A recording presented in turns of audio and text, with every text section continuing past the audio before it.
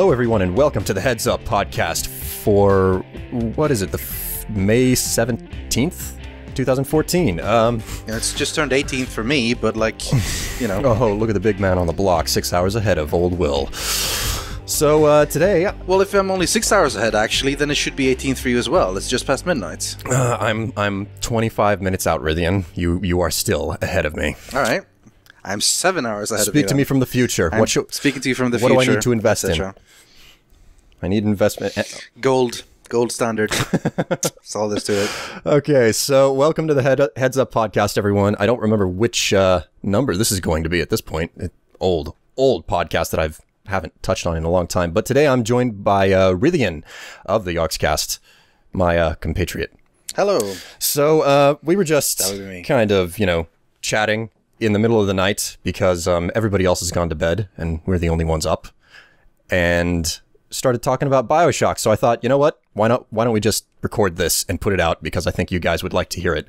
And Rythian, you just started doing a new playthrough of BioShock on your channel, didn't you? Yeah, I did. It's time to start BioShock 1. It's something that people have been asking for a while because, well, I started actually doing BioShock 2 at one point. It's just one of the things where I always wanted to play it and I hadn't, and I figured to just do it on the channel, and people seem to like it and so on. And eventually I did BioShock Infinite, and then I went back and did the DLC for BioShock 2, and then I went and did the DLC for BioShock Infinite. And of course, actually, how much are we going to spoil on this podcast? Are we going to keep it spoiler free, or are we going to be able to go nuts with the spoilers? You know what? I say let's try to stay spoiler free for at least the first half of as long as we record. All right. So, at cool. at least. Well, basically, then Burial at Sea sort of like leads into, connects BioShock Infinite with BioShock 1, and that was then, to me, the perfect time to go back and replay BioShock 1 so that I'd have all of it on my channel so people can watch it all. And just in case people hadn't actually seen the BioShock 1 story, I figured it was a really good time to show them that.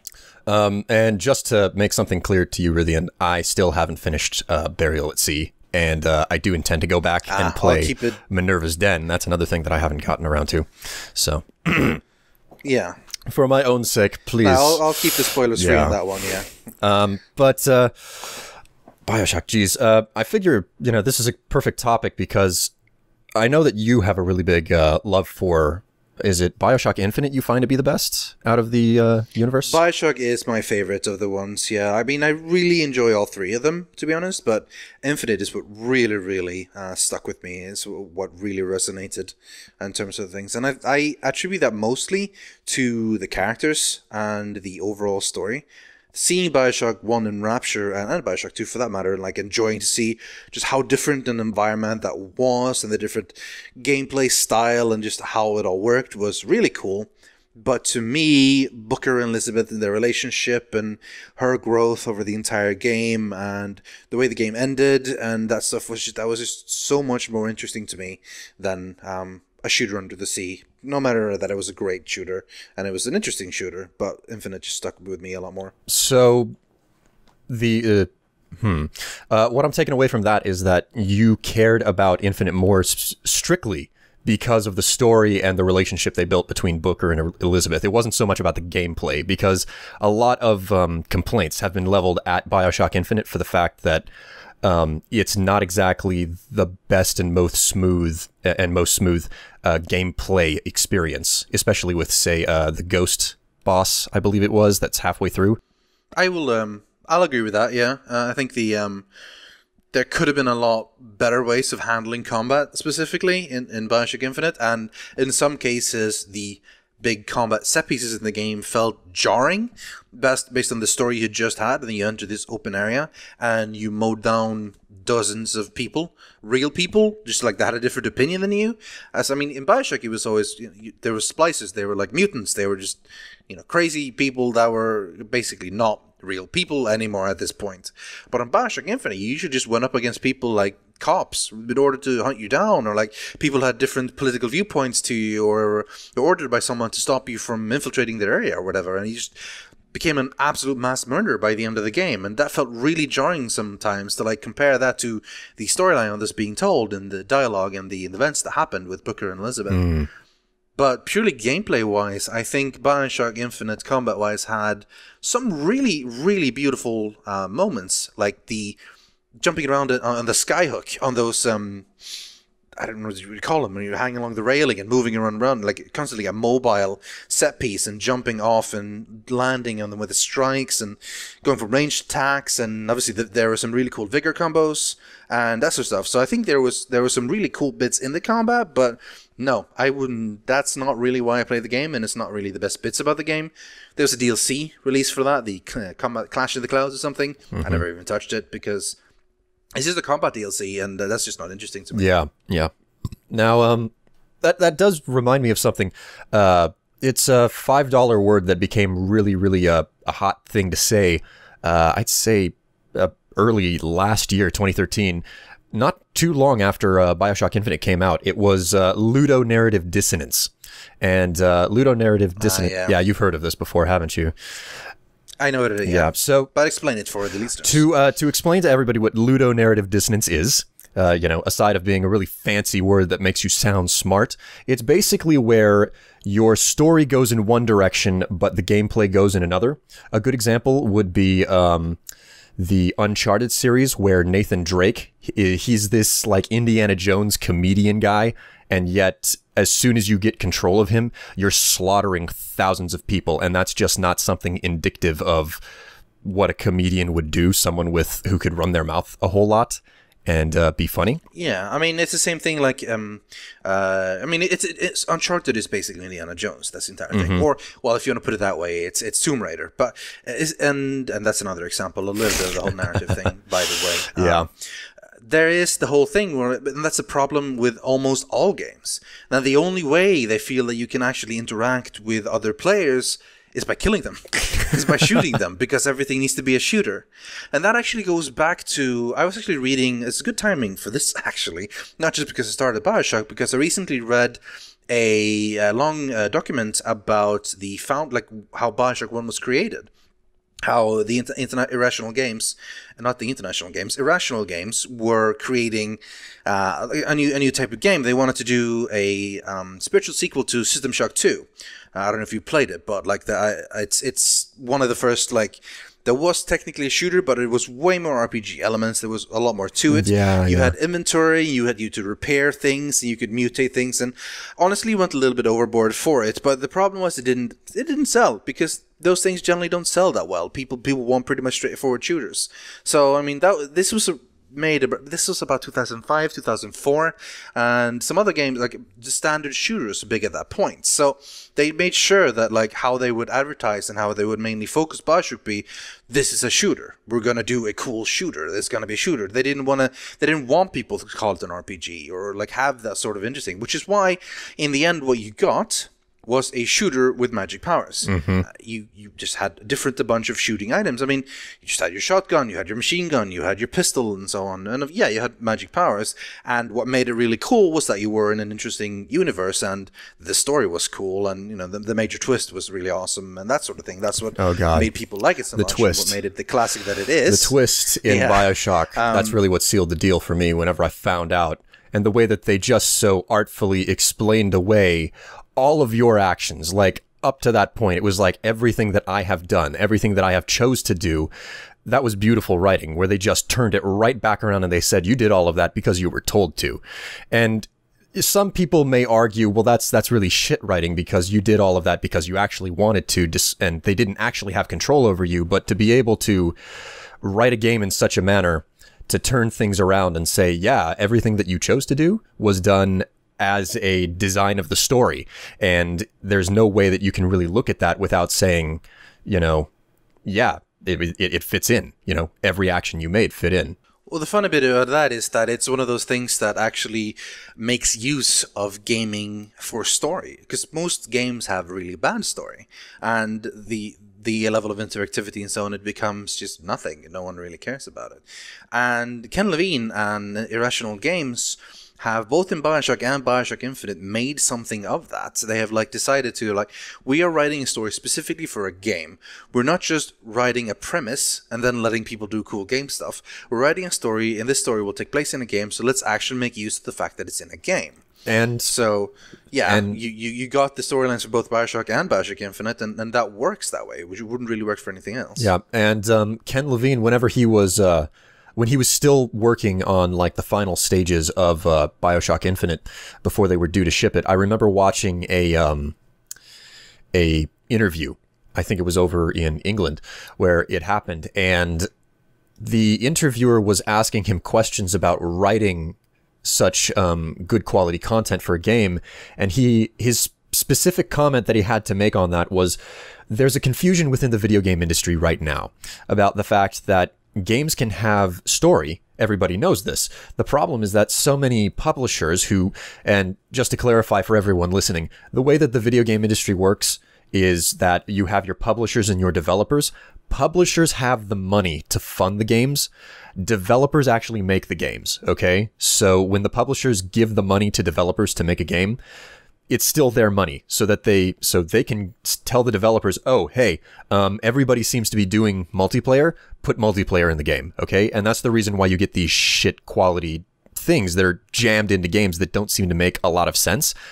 Frequently, publishers will tell the developer, do this because it's our money.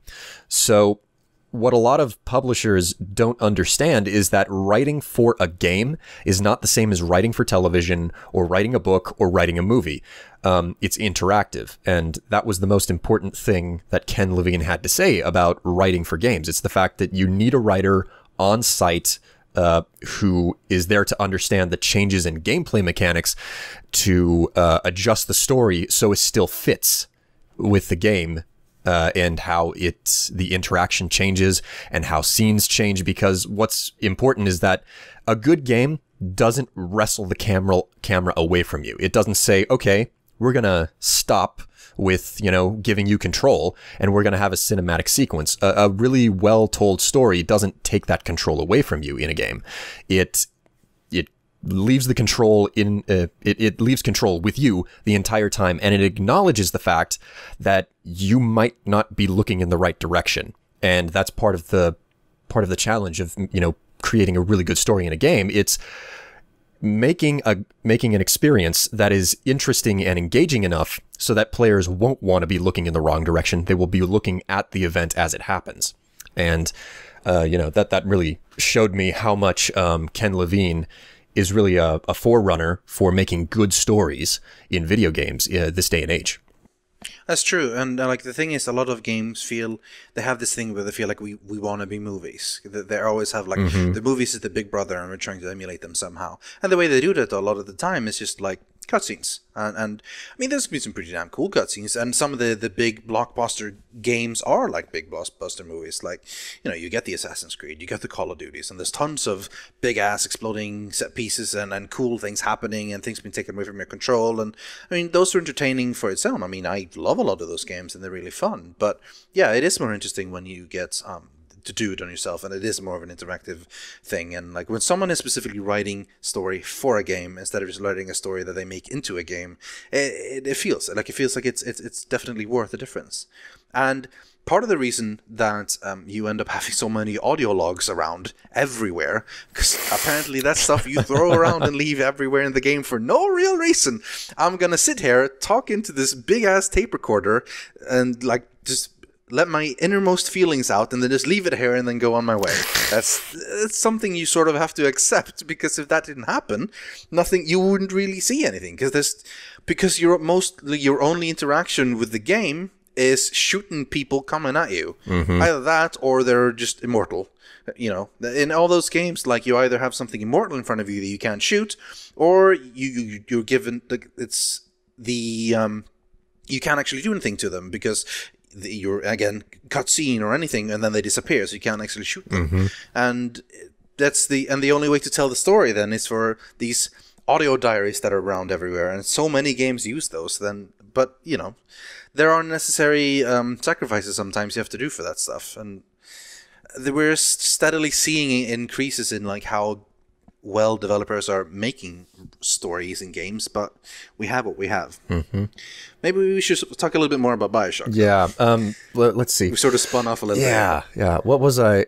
Ludonarrative dissonance. That was something that I brought up. So it was a really hot button word not long after BioShock Infinite landed, and it was specifically brought up because a lot of people were significantly confused and felt very, very put out of sorts because, as anybody who has started up BioShock Infinite understands, the game starts out with, at this very dreary lighthouse, and it's kind of, drab. There's nothing really to make it stand out. And then all of a sudden, you go up to the top of it, and lo and behold, it's a method by which you can be sent into the clouds to the city of Columbia, which floats above the world. So as soon as you land in Columbia, it's beautiful, it's serene, it's, for lack of a better word, paradise. But, as you wander around the city, you start to feel that there's something wrong. Okay. It's like there's something hidden behind everything. Yeah.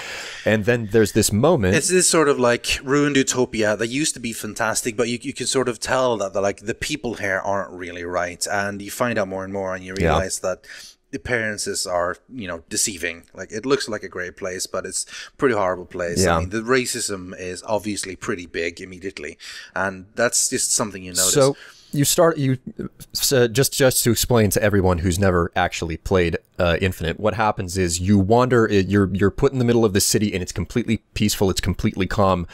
You haven't started causing trouble yet. And as you are walking around the city, you eventually find your way to this raffle. And by the time you make it to the raffle, if you're really paying attention to the world, you might notice that something just doesn't quite seem like it's too perfect. Things are too perfect. Nothing is this perfect and nice. And whenever you engage in the raffle, you discover that it's basically a stoning for an interracial couple, at which point, like the floodgates open. And a lot of people seemed very, very jarred by this experience because as soon as that happens, you kind of shove a guy's head onto a saw blade, more or less. And it's like it's right in your face. The brutality is just sudden. It is extremely violent, that was obviously, and it's very gory. So that was obviously an intended part of it, though. Like that was definitely planned, like very, very intended to be. Look how brilliant it is. Everything's peaceful. Like, again, you don't have any weapons. Like, there is no shooting. Like for like at least an entire episode of my series, you just walk around and there's no action, no combat, no nothing. You're just walking around, seeing Columbia, and everything is great. But then you start realizing something's wrong, and then everything comes to a point, and then extreme violence really close up, and afterwards it's just gunfire, and it is completely jarring.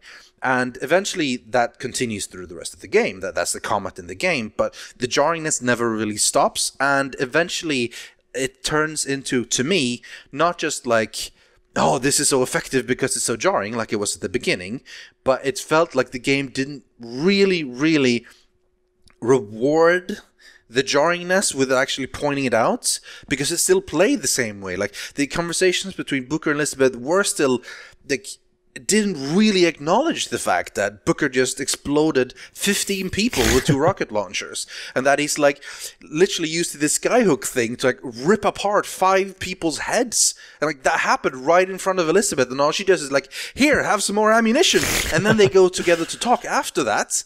And it's like this serious conversation about their life and so on. I ended up getting this sort of like disconnect between the gameplay and the story, which was, I would believe, is a flaw in the game.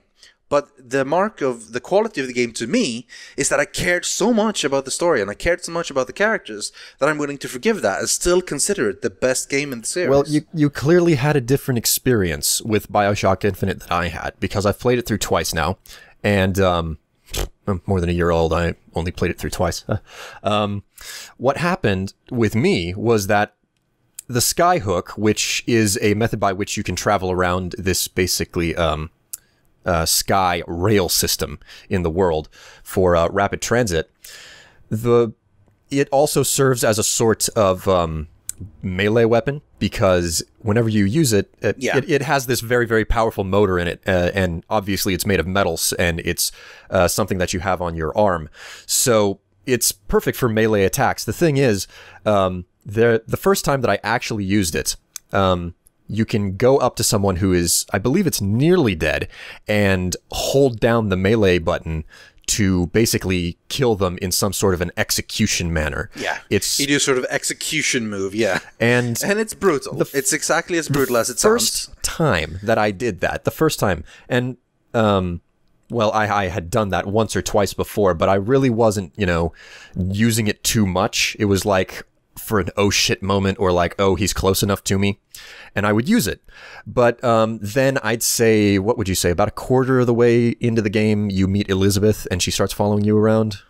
Yeah, something like that, yeah. As soon as you meet Elizabeth and she starts following you around, she's young, she's naive, she's been trapped in a tower all of her life. She's never really seen anything too violent, and not long after she started following me around, I used this execution move, and there are a series of animations that the game will play. But the one that triggered whenever I did it was I jammed the skyhook into a guy's neck and revved the engine and literally just broke his neck right in front of me, okay? Yeah, pretty much. Now, it is extremely brutal. That's something that's kind of discomforting to me, but at the same time, I know how to keep myself apart from a game because it is a game. It is very seldom that I am so into a game that the violence will actually jar me and make me very uncomfortable. But something happened this particular time that made me stop and double think the execution mode. And that was the fact that Elizabeth let out this shriek whenever I performed the execution. And, props to the woman who did the voice of Elizabeth, because that really hit home for me. It actually freaked me out, and I was like, oh god, I just fucking broke someone's neck, not only in front of myself but in front of Elizabeth as well. And wow, that's really, I'm feeling really uncomfortable now. And from that point on, like, I used the execution method seldom for the first, maybe quarter of the game, and then the rest of the game out, I never used it again because I was way too uncomfortable with doing that and hearing Elizabeth shriek again. I mean, they definitely hit home the fact that it was something terribly violent to do, and it also helped to flesh out Elizabeth as a character, because if it wasn't for her reaction, if it wasn't for the fact that they, made her as an NPC that reactive and human, I wouldn't have thought twice about continuing to use executions in the game. But just geez. Yeah, well, see, this is the thing for me. Like, I mean, she screams, but I don't even know if that was why she screamed, because she never comments on it in that way. Like, there's a scripted fight, like one of the early times you have you tag along with Elizabeth, and there's a big fight scene, and afterwards she has like sort of a reaction to it and talks to you with it. But that's it. Like, after that, she doesn't really care about how much you kill people and how much you do things or anything. And I wish that the experience you had in that particular was more emphasized, and they actually did make a big deal about it. That, like, Elizabeth would talk about it and, like, but in the end, they had to make a shooter, and you had to give you, like, cool ways to kill people, because that's what a lot of people care about in games. I mean, there's a reason, like, the cover for BioShock is just like this guy standing there with a gun. Oh, it's just another like guy with a 5 o'clock shadow and brown hair with a gun. Like, okay, that's a standard game cover, because they want to sell to the big people, so that you can't really play that. And the gameplay still remains like, what else are you going to do with all these people showing up? You have to kill them. They're not going to leave you alone. And in many cases, you can't escape. It's not a stealth game. You have to just kill them in many brutal ways. So, yes, maybe sometimes Elizabeth like shrieks, but you are forced gameplay ways to kill it, and that's what creates this sort of jarring idea for me. And like, you have to sort of separate it, because it makes so little sense for the characters to. I mean, how can you take Booker really that seriously after like you kill like 2, 3, 4, 5,000 people during the course of that game. And how are you supposed to take him seriously as a character when he's like such an unbelievable mass murderer? And that's the jarringness between the gameplay and the story This is exactly what ties into the claims of ludonarrative dissonance against BioShock Infinite that arose. A lot of people were saying, why is it so damn violent? This game look at Columbia. It is beautiful. These people are trying to live their lives. Why is it so violent? This is ludonarrative dissonance where Booker is... That I don't it doesn't need to be this violent. And I remember seeing these arguments leveled at it, but at the same time, I fell on the side of the argument of a lot of the critics. For instance, Jim Sterling, he was working at Destructoid at the time, but now he works at The Escapist magazine, one of my favorite websites for games media. But he made a really good point in one of his episodes of the Jimquisition about the fact that ludonarrative, that wasn't, dissonance in the story. That wasn't a situation where the violence made no sense. It made all the sense in the world, because as you continue to go through the game, it is revealed that Booker has done some absolutely horrible things in his life, and he has massacred people, he has murdered, he is not a good person. Yeah, Wounded Knee. Yeah, and it's... Yeah, he's not supposed to be a good person, and that's fair. But, there's an entirely different level of murder that happened literally 5 minutes earlier. He destroyed so many people, and then they're supposed to have this conversation about, coordinates to Paris and, the value of dancing on the beach and so on. Mm-hmm. That sort of stuff happens. It's so jarring at the time. I don't think the problem is so much with, they shouldn't have been this violent. It's just that in so many games, they don't know any other way of getting you through the game except making a shooter where you kill things. And I think this is a bit of a shame.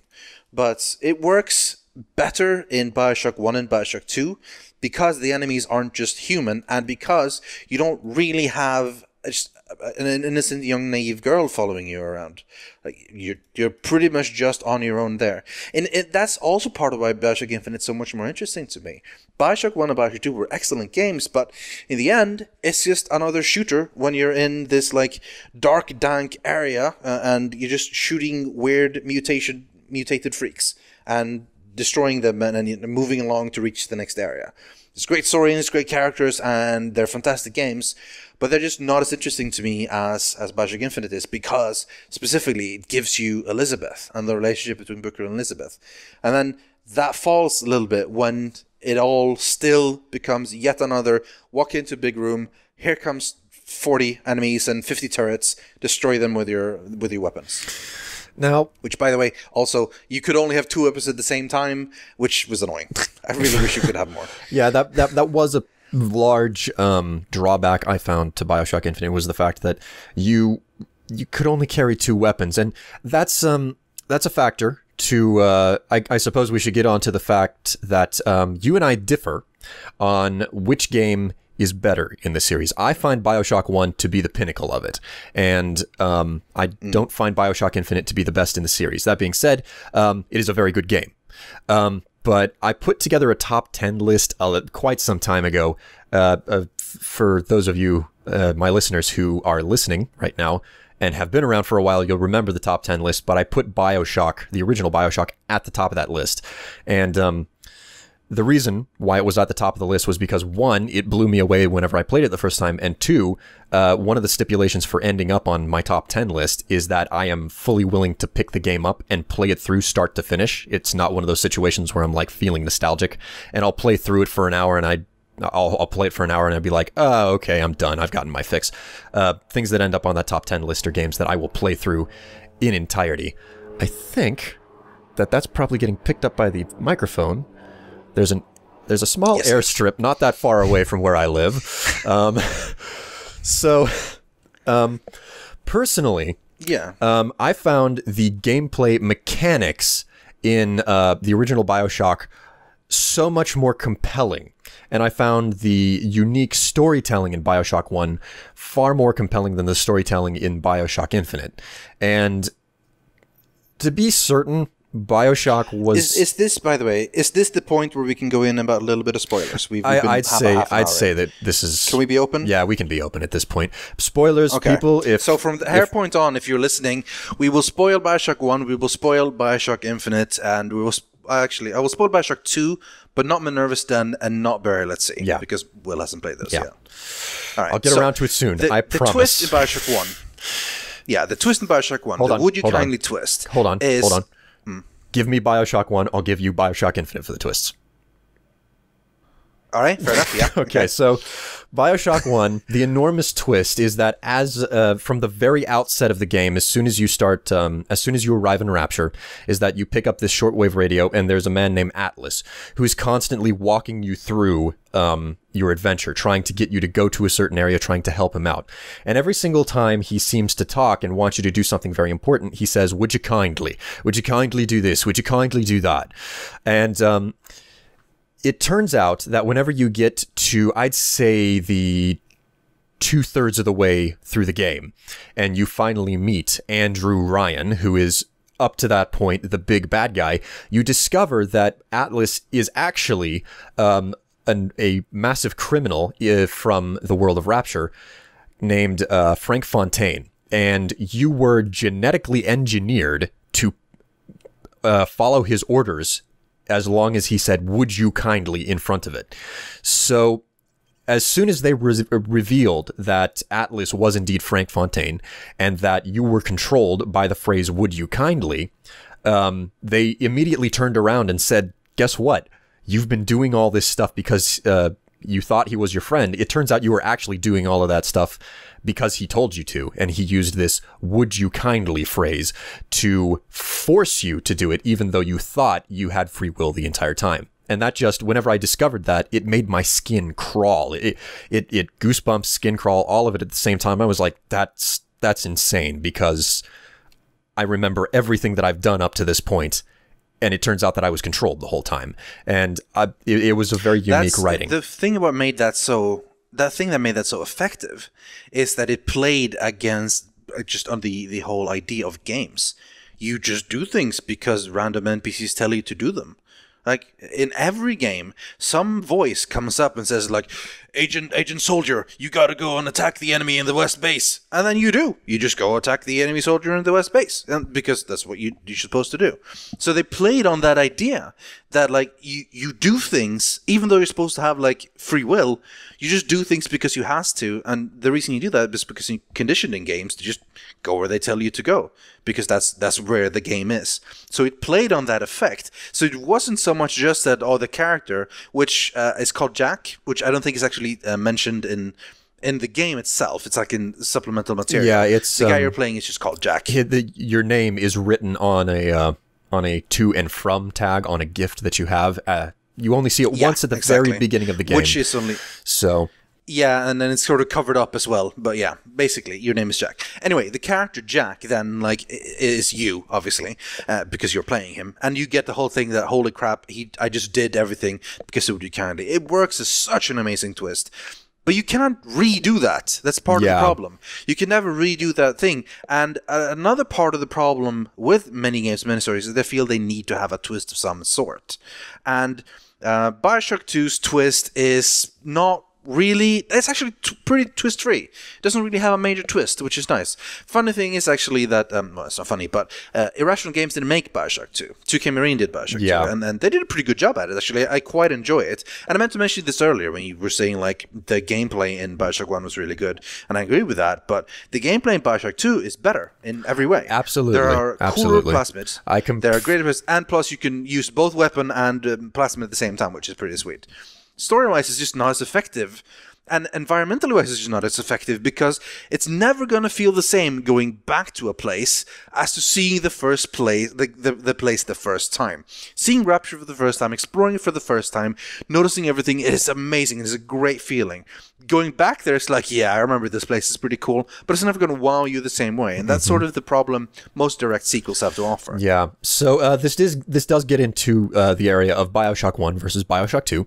And, excuse me. Yeah. I really do agree with you. The fact that BioShock 2, its combat is just infinitely better than BioShock 1. Infinitely. I mentioned all the games in one sentence there.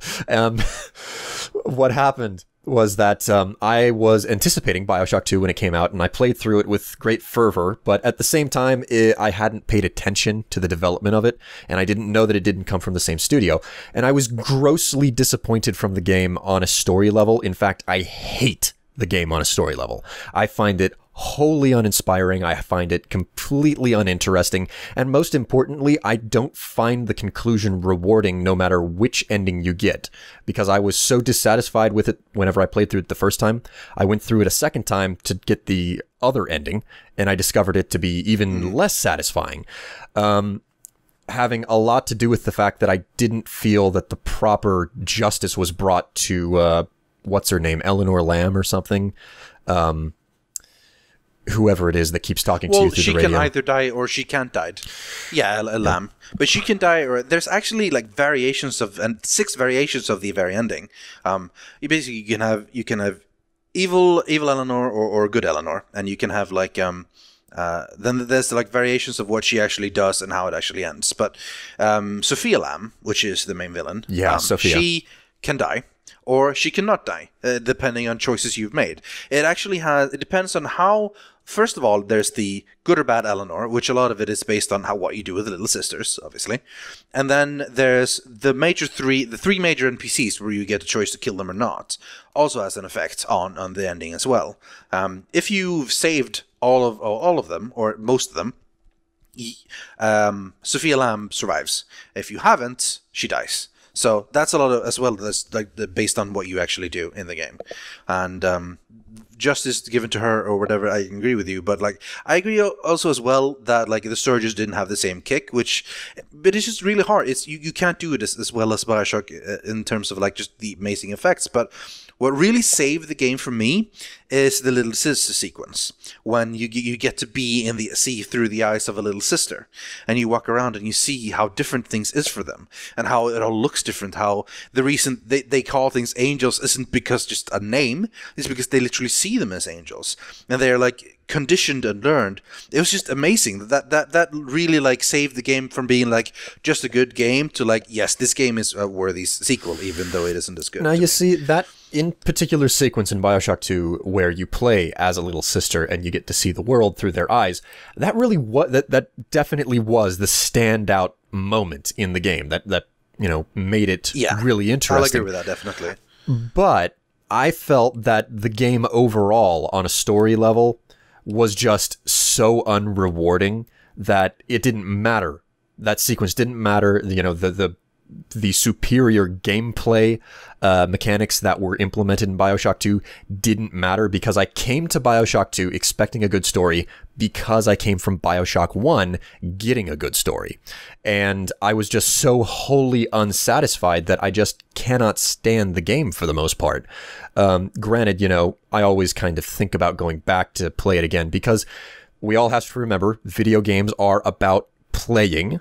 So, the actual interaction, it is far better than BioShock 1 on a mechanical level, which is why I consider going back to it. But I ultimately, thinking about Sophia Lamb and having to deal with her, and the fact that I would get an unrewarding ending and I'd have to see that again, always turns me away from going back and giving it another shot. So when you say unrewarding ending, what do you want to happen to Sophia, basically? I want the ability to bring justice to her, because what I really don't... I mean, it really gets to me as a person whenever you get this... whenever you get a character or a person in real life who is so self-righteous and reassured in their own thought process. That just got to me, okay? That gets to me in such just a personal character. It's like, I want you to die, okay? You are doing it because you... You're not even doing it for a good reason. You're doing it because you think you're right, okay? You're not doing it... Yeah, Sophia Lamb as a villain, I think, was effective that way. And I mean, I can understand, like... she pissed you off. I think she pissed you off in a good way personally, but I mean, opinions could differ on that one. But I mean, she can die in the end. Like, she will die at the end, depending on the choices you've made. Basically, I was looking... The way that it would have been justified to me was if I was given the ability to get rid of her. Okay, that's really what it comes down to. Yeah, okay, fair enough. As a villain, I'm going to give that to you. As a villain, they absolutely achieved it for me. I fucking hate her, okay? But yeah, the fact that I am not allowed to dispense the justice, to get rid of her myself, is what really got under my skin. It's the fact that your actions are, throughout the game control whether or not she lives or dies. That is what bothers me the most, because it doesn't matter how things ended in BioShock. She was too convicted in my eyes. She was too convinced of her ideals to change. And the only way that, she would stop what she was doing was if she was dead. And that's just the way I felt. And, you could call me an absolute menace and narcissistic to, think that way, but that's just how I felt. It's like, just get rid of her. Get rid of her now. I hate her. And which is ironic, because the exact opposite seems to be true of a lot of people who played BioShock. They hated Andrew Ryan. Hated him until the end. And all throughout the entirety of BioShock 1, up until the point where you kill Andrew Ryan. Granted, you don't have direct control over your character whenever Andrew Ryan is killed. He's basically committing suicide by you. Yeah. So whenever you meet Andrew Ryan, I was thinking, like, this is going to be an opportunity for me to talk to this guy and find out what the hell is actually going on. Because up to that point, I felt like an outside element. I felt like I was there independent of anybody else, and I was still of my own free will, which is a big factor in why, the would you kindly feature hit home so heavily for me, because I was thinking, okay, I don't actually hate Andrew Ryan. I think that he's a guy who's a little bit too obsessed over something at this point, but he's not actually my outright enemy. I think that there's some stuff that we could smooth over here, and that's the direction I was expecting it to go, because I could tell that a story twist was coming, and I thought that meeting Andrew Ryan would be a result of the result of that encounter would be you discover something really critical about Atlas or something, or about this the history of Rapture that you didn't know before. And then, ironically, you did find out something about Atlas, but it didn't really help you any. The twist, I got the twist. It's just not the twist that I was looking for, and it turned out to be in such a completely different way. It blew me away. Okay, I got what I wanted, and it's definitely not what I was expecting. But it blew me away so well that I was completely satisfied by it, despite the fact that it didn't go the direction that I wanted. And I was quite satisfied with the result, because what's most important after that is, once that sequence happens, you're given an opportunity to go after Frank Fontaine, which is, really what I was after at that point, because he used me. And I think that part of the game, a lot of that part of that game feels weaker. Like, gameplay-wise, it feels weaker after the Andrew Ryan bit, but motivational-wise, character-wise, like, yeah, it's good. Obviously, the character's out for some hell of a revenge, but gameplay-wise, it didn't click as well as the bit up until that point, but it was really well from that one. BioShock 2 had the same thing. I also, Lamb worked so great as a villain, and you really, really wanted to get her down, but to me, the fact that you didn't actually get to dispense the justice on her herself isn't necessarily as much of a problem, because I think that that's something that's worth exploring at some point, that sometimes choices are taken out of you don't get to make the choice sometimes, and instead it becomes a consequence of what you've done so far. That was a big part of that's how they sort of handle it. Like in BioShock 1, it's like, well, if you do this with the sisters, the ending is this. If you do this with the sisters, the ending is this. And you're like one or two different dialogue options. But in BioShock 2, it's like, look back at all the things you've done through this entire game, like say 8, 9 of the big choices that you have throughout the entire game will have an effect towards the very end, and sometimes the choice isn't, oh no, Sophia Lamb is right there, do you pull the trigger, yes or no? It's that certain things will happen from the consequence of your actions, and that's a different choice they made, and I can accept and understand that some people, especially you, wanted the chance to have a direct effect yourself instead of where they did it. But I like seeing changes made, and I like that they actually tried something differently, and I respect it for that. But yes, I will 100% agree in many ways that BioShock 1 was the superior game, but I do think that BioShock 2 is underrated, and a lot of people give it more shit than it deserves. Okay. Now, Infinite, on the other hand, the twist in that one sort of was just one of the couple of twists, because it eventually spiraled incredibly, almost out of control. Yeah, at the very end. And they held their part cards of the problem they held their cards Yeah. in BioShock Infinite till the very, very end. But before we get to the twists and what that was, I think that first I want to touch on the fact that there's a certain type of misdirection that they engaged in with BioShock Infinite that wasn't there in BioShock 1 and 2. In fact, I would debate that they actually actively encouraged you to think that you were influencing the outcome, when in reality you weren't. There are several moments in the game where you're given choice. It's like explicit, like which brooch do you like better, the bird or the cage? Matter. Yeah, no effect. Yeah, do you trust this guy or not? Do you like throw the apple or not, baseball or not? And yes, in the end, none of it matters at all. And I think that was actually a beautiful choice. It's like incredible misdirection, almost lying to you. I remember the first time I got the cage or bird choice. I'm standing there. What does this mean? This is gonna mean something. Something about this is gonna be big. I need to make my choice and run it. And it's like, I'm gonna go with the bird. I don't want to be caged. The bird's good. All right, here we go. And then, like, of course, none of it matters whatsoever. Once you actually get to the end, and you see actually what's happened, all of that meant absolutely nothing, just minor differences.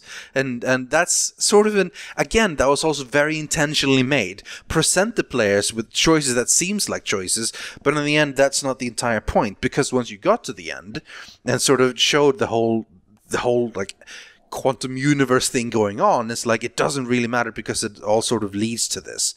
That's towards the end where the game really started just throwing everything out the window, because you thought the game was going to be one thing when it first showed up. You have made a deal. You need to rescue this girl. You know, get the girl back, and the debt is repaid. You know, like that's all you need to do. Infiltrate this world, free her. Boom, your debt is solved. That's what's going to happen. And meanwhile, when you do that, you see this whole like 1920s racism going on. You get to see part of the whole uprising with the Vox Populi versus Comstock and so on. And then eventually that all just blows straight out of everything, because you start going into alternate universes and like quantum shifts and all that sort of stuff. And the big twist, of course, is that Booker DeWitt is the same person as Zachary Comstock, the big bad villain, just from a different alternate reality. And you, in fact, aren't from where you are in the beginning, and you haven't been told, like, bring back the girl. It's a different message you got that meant a different thing, and everything is just not at all what you thought about. And eventually Elizabeth unlocks all her powers, and you go everywhere. There's a bit of time travel involved, and you get sent back in time to stop what you should have been doing, and it goes nuts. And a lot of people completely lose track of the plot, and I don't blame them, because it goes everywhere. And it's one of those games where you have to sort of sit down and analyze to get the big things of it. But I think you don't necessarily need to. You get the big hits, the major themes that come across real well, even if you don't have exactly fit everything together in like a puzzle or a timeline with like lines drawn between these and like arrows pointing. You don't necessarily need that. You still get the major themes from it as it is. And yeah, the part of that and showing all those choices is sort of like playing with the idea of like choices in games eventually not actually mattering, because all of it is going to go one way. One thing that personally, whenever I discovered that there was no alternate ending, it was like straight through, it's the same game every single time. There's no difference. Your choices don't make a difference. Personally, whenever I first found that out, I was initially very, I would say, severely annoyed. Okay, because I still liked the game. I liked the big complicated explanation in the story and how convoluted it became eventually at the end. Because that's just something that I'm really big on. Convoluted stories don't scare me, as long as that's not like thrown at me from the get-go. If I'm eased into it and it gets convoluted, I'm like, yep, that's all for me. I'm good for that. I'll listen until the end of days.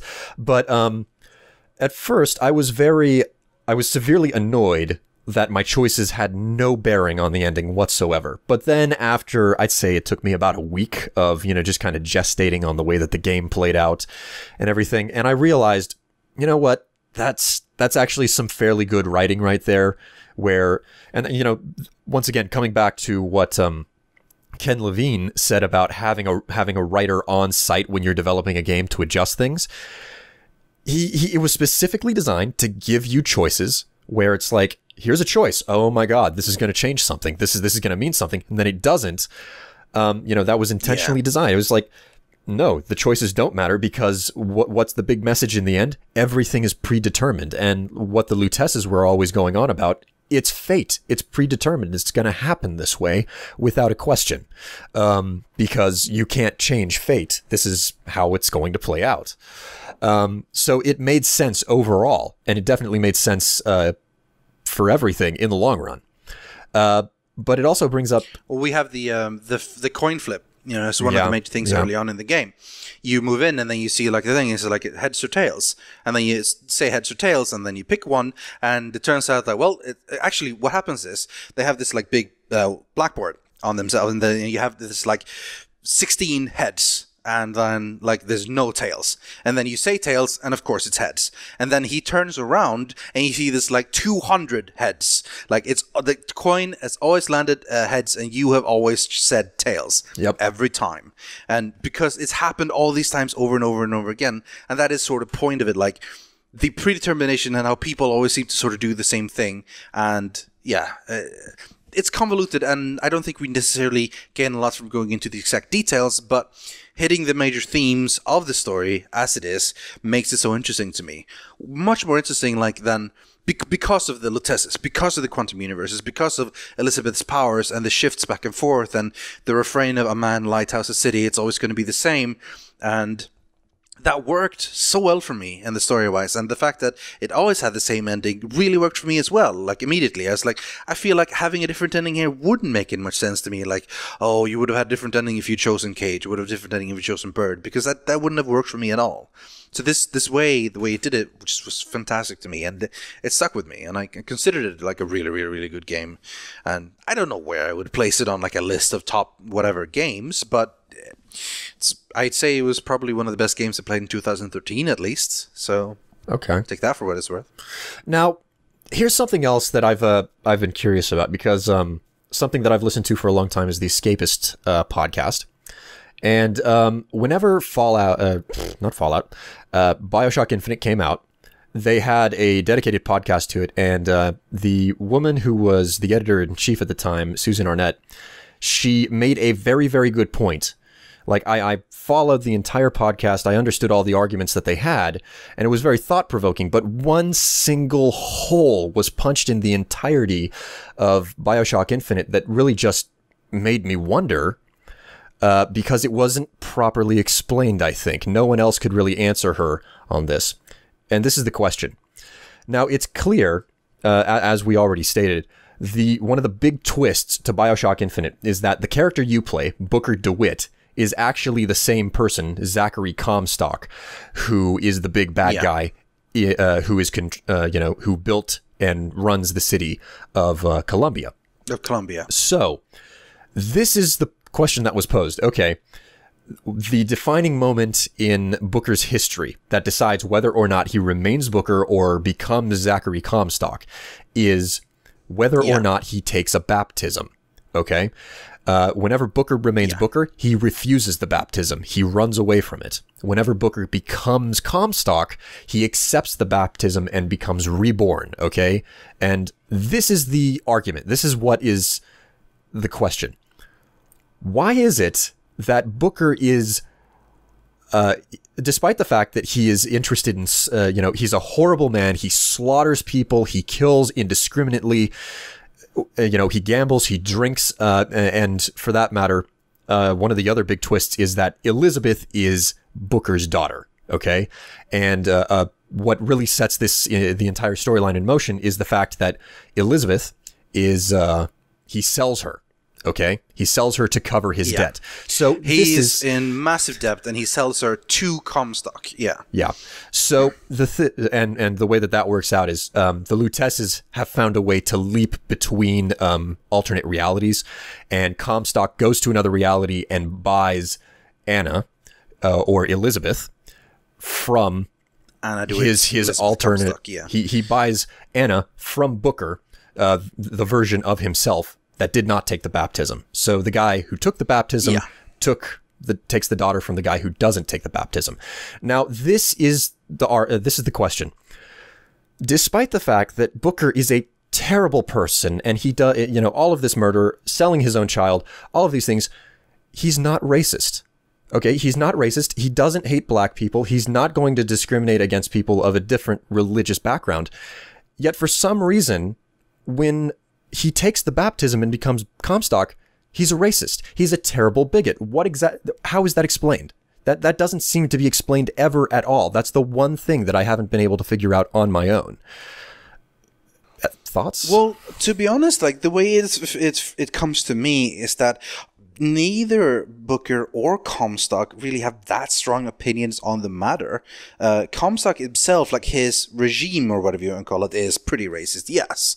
But in many cases, that's something that's shared with the people he has. Like, I don't think he really cares that much about, we must like exterminate all the non-whites as such. It's part of what he does. But, and also like, you never really see like Booker himself, like, really truly defend the Vox Populi and all those people. He never really wants to get involved. It's one of the things where he doesn't really, like, you don't see him joining them and like defending them and being their hero. But, he's not necessarily racist. So my idea then would be that as a person, he doesn't really care. And honestly, the big thing then would be for me that if he does get baptized, he starts becoming more religious. And in many cases, like, you get into a different type of society and your opinions can change over time. Like, as when he comes there the first time, he's been in the Wounded Knee massacre and he's killed a lot of people and he's a drunk and he's a gambler and he's not a great person. And I would say probably at the time he probably was a little bit racist. Like that's part of the reason why he fought at the Wounded Knee. But I don't think he was not going to go ahead and join the Klan or anything. But yeah, and then he made the choice and then he walked back and then he is who he is and he's very, very driven and he doesn't really have the time to get into it and he doesn't really care. He just sort of thinks people should leave him alone and he's going to leave other people alone. But a baptized Booker has turned into like Comstock, is now very religious and becomes more into the whole idea of like purity and defending us from the hordes of the unwashed masses and so on. Like he turns into, like, the name change isn't just, he got some water on his face. He considers himself an entirely new person. Like, Booker is who he was, but Comstock is who he is, and his opinions can drastically change.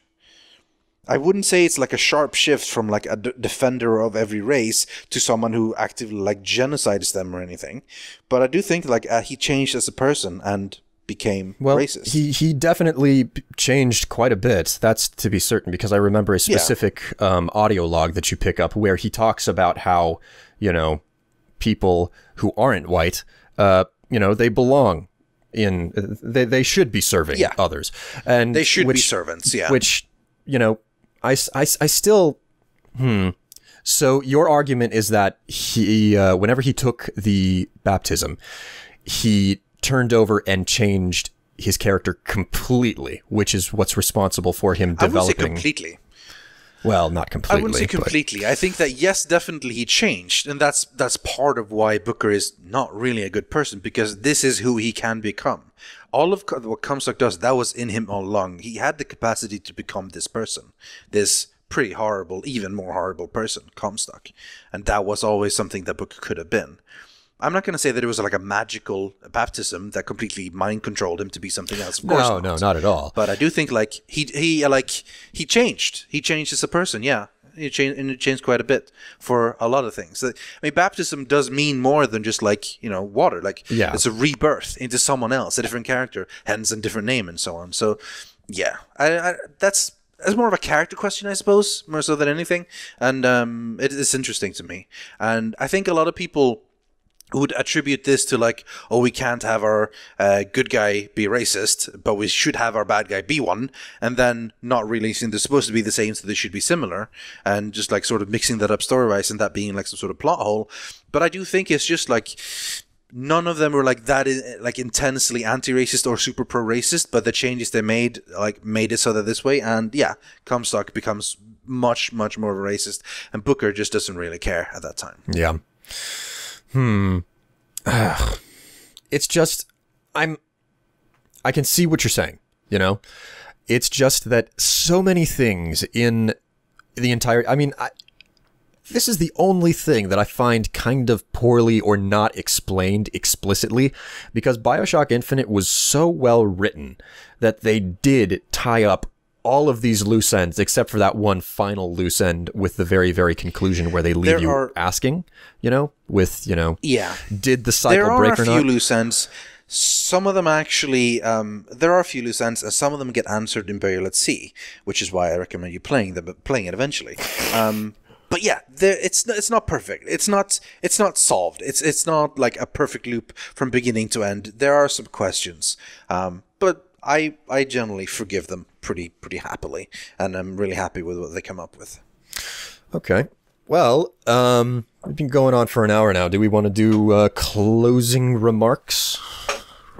I think that's probably a good idea, yeah. So, I don't know, what should we take away from this? I think, honestly, it's just a good look at the stories and the gameplays of the three different games, and what it did well and what it didn't do well. I think it's interesting to look at them and try to connect them, but in the end, I think they all had their good parts and bad parts, and to me, they're all three excellent games that I always recommend everyone to play. And I can, the good thing about it as well is I can understand exactly the points people make. I can understand the criticism of 2, the criticism of Internet, and the criticism of the first one. And I think they're all pretty valid. But in the end, you value different things in the game on yourself, like what's the more important for you, and you make your decision from that. I find myself more like when a couple of years from now, what I'll look back to the most fondly will be Infinite. And that doesn't mean I dislike the other two games, not at all, but that one stuck the most with me, and I think it's the best one of the three. It's not that I don't like the other games, it's that I like Infinite more. It's pretty much what it comes down to. Yeah, pretty much. So I guess what everybody needs to take away from this is that you like BioShock Infinite the most, I like BioShock 1 the most, and we both really, really like games that are heavy on story. Definitely, yeah. And, if anyone managed to get this far without playing the games, well, that's a bad idea because you just got spoiled, but play them. For God's sakes, play them. Yeah, please do. I mean, maybe not BioShock 2. I think that you would be fine not picking up on that game because, merits considered, it's just got nothing on 1 or Infinite, really. Well, I disagree with that one. I think it's worth playing, but yeah. Okay, well, there's another point where we completely differ. But anyways, this has been the Heads Up podcast for May. Well, now it's the 18th. Look at that. We've been discussing this for an entire day, Rythian. It was the 17th still. Well, now it's the 18th. In theory, according to my clock, for God's sake. Anyways, if you guys like this, maybe we can come back and do it again with another game that's like strongly story-oriented, like, I don't know, Bastion, considering that Transistor's right around the corner. Yeah. So, with all of that said, I'm William Strife. I'm Rythian. And this has been the Heads Up Podcast. See you guys later. Bye. Bye.